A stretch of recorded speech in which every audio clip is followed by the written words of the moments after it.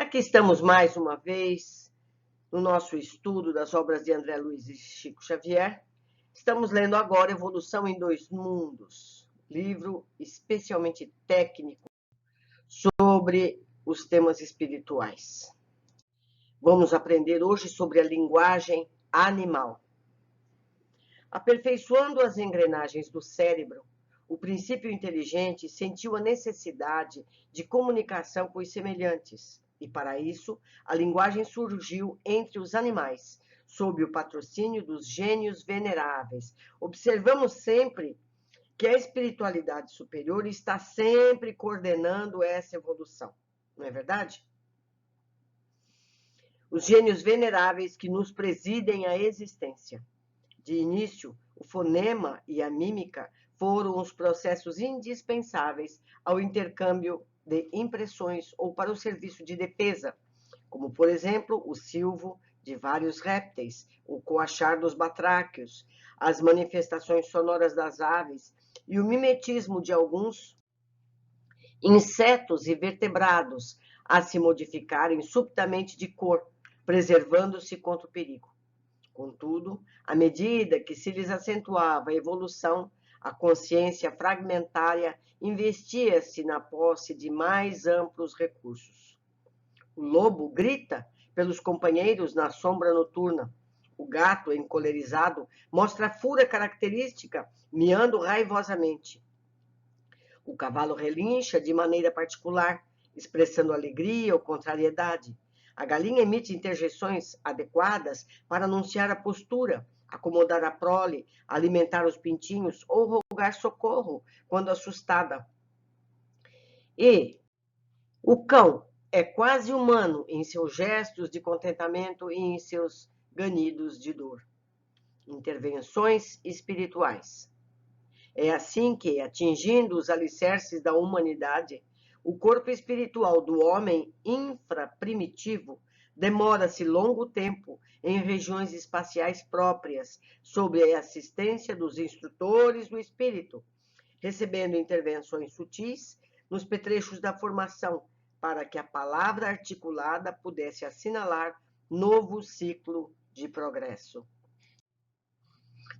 O laringe, situado acima da traqueia e adiante da faringe, consubstanciado num esqueleto cartilaginoso, urdido em fibras e ligamentos, com uma seleta de pequenos músculos, sofre, nas mãos sábias dos condutores espirituais, a maneira de um órgão precioso entre os dedos de cirurgiões exímios no serviço de plásticas, delicadas operações no curso dos séculos, para que os músculos mencionados se façam simétricos e para que se vinculem tão destros quanto possível à produção fisiológica da voz.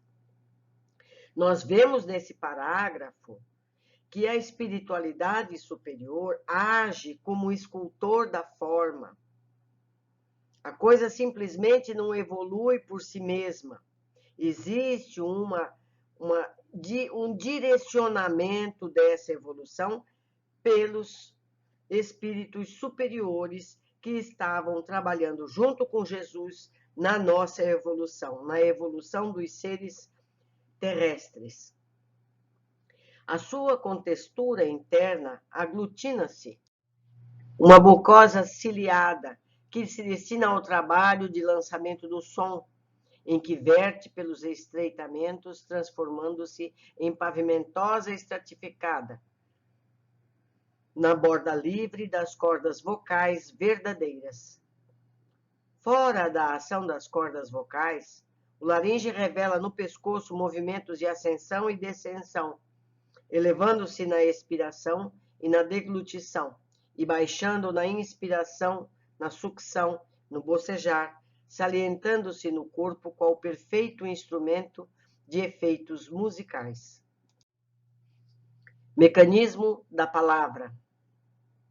Com o extremo carinho de vagarosa confecção, os técnicos da espiritualidade superior, sempre eles agindo nessa evolução, compõem a cartilagem situada em plano inferior, a cricoide, que representam um anel modificado na traqueia, sustentando uma placa na parte posterior, sobre a qual, no bordo superior de ambos os lados da linha média, se apoiam as duas aritenoides, que se permitem, assim, a conjunção ou o afastamento entre si. Cada uma possui uma base na apófise, a interna, vocal, em que está inserida a parte posterior da corda vocal verdadeira do mesmo lado, e a outra, que é externa, muscular.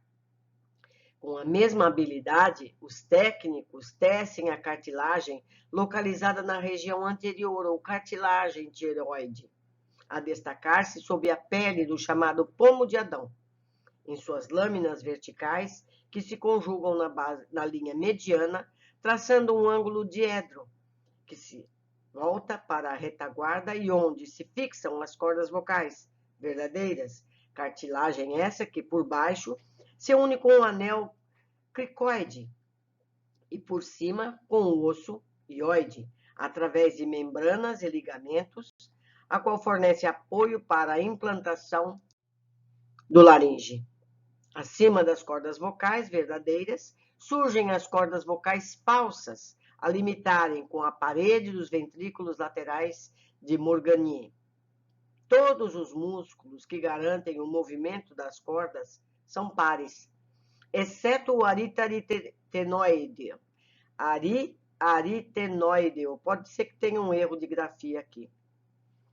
Assegurando as funções da glote vocal e formando com avançado primor de previsão e eficiência a abóboda de precioso condicionamento, onde a pressão do ar pode fazer-se com segurança para separar as cordas vocais em serviço.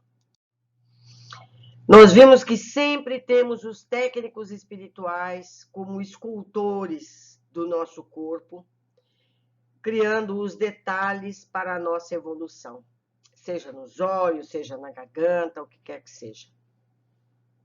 Linguagem convencional.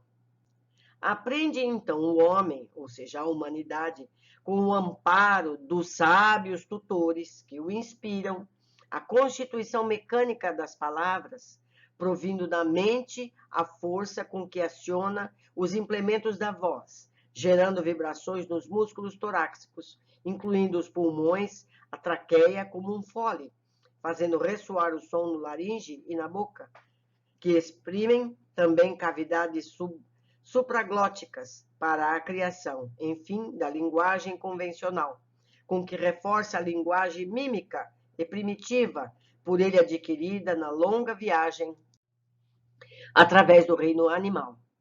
A esse modo natural de exprimir-se por gestos e atitudes silenciosos, em que derrama as suas forças acumuladas de afetividade e satisfação, desagrado ou rancor, em descargas fluido-eletromagnéticas de natureza construtiva ou destrutiva. Superpõe à criatura humana os valores do verbo articulado, com que acrisola as manifestações mais íntimas, habilitando-se a recolher, por intermédio de sinalética especial, na escala dos sons, a experiência dos irmãos que caminham na vanguarda e aprendendo a educar-se para merecer esse tipo de assistência que lhe outorgará o estado de alegria maior ante as perspectivas da cultura com que a vida lhe responde às indagações. Pensamento contínuo. Com o exercício incessante e fácil da palavra, a energia mental do homem primitivo encontra insopitável desenvolvimento, por adquirir gradativamente a mobilidade e a elasticidade imprescindíveis na expansão do pensamento, que então, paulatinamente, se dilata, estabelecendo no mundo tribal todo um oceano de energia sutil, em que as consciências encarnadas e desencarnadas se refletem sem dificuldade umas às outras. Valendo-se dessa instituição de permuta constante, as inteligências divinas dosam os recursos da influência e da sugestão e convidam o espírito terrestre ao justo despertamento na responsabilidade com que lhe cabe conduzir a própria jornada. pela compreensão progressiva entre as criaturas, por intermédio da palavra que assegura o pronto intercâmbio, fundamenta-se no cérebro o pensamento contínuo e, por semelhante maravilha da alma, as ideias relâmpagos ou ideias fragmentos da crisálida da consciência no reino animal se transformam em conceitos e inquirições, traduzindo desejos e ideias de alentada substância íntima. Começando a fixar o pensamento em si mesmo, fatigando-se para concatená-lo e exprimi-lo, confiou-se o homem de novo a novo tipo de repouso, a meditação compulsória ante os problemas da própria vida, passando a exteriorizar inconscientemente as próprias ideias e, com isso, a desprender-se do carro denso da carne, desligando as células de seu corpo espiritual das células físicas durante o sono comum, o desdobramento. Para receber em atitude passiva ou de curta movimentação, junto do próprio corpo adormecido, a visita dos benfeitores espirituais que o instruem sobre as questões morais. O continuismo da ideia consciente acende a luz da memória sobre o pedestal do automatismo.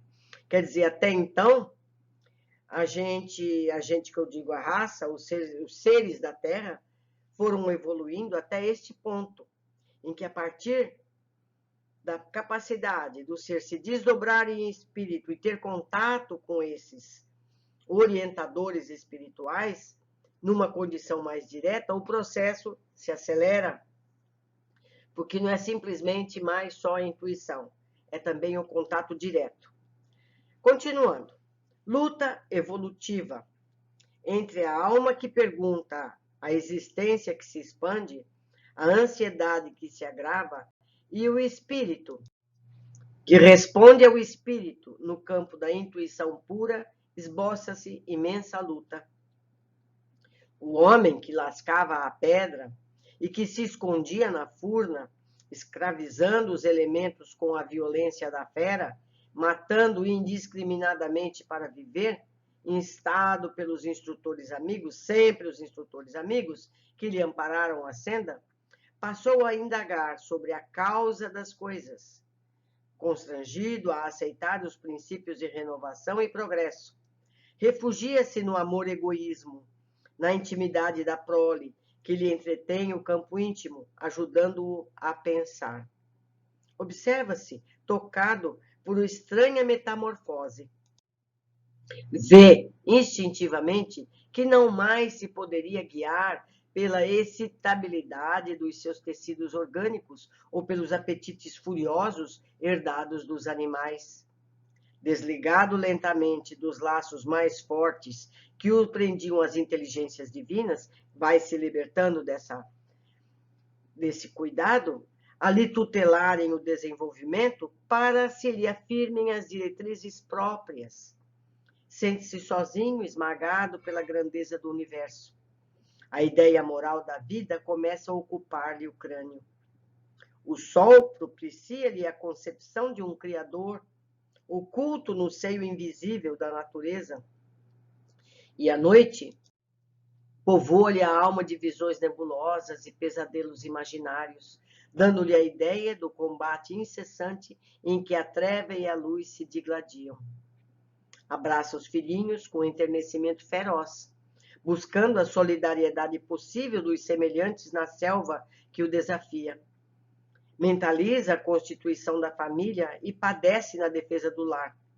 Os porquês, ali nascerem fragmentários no íntimo, insuflam-lhe aflição e temor.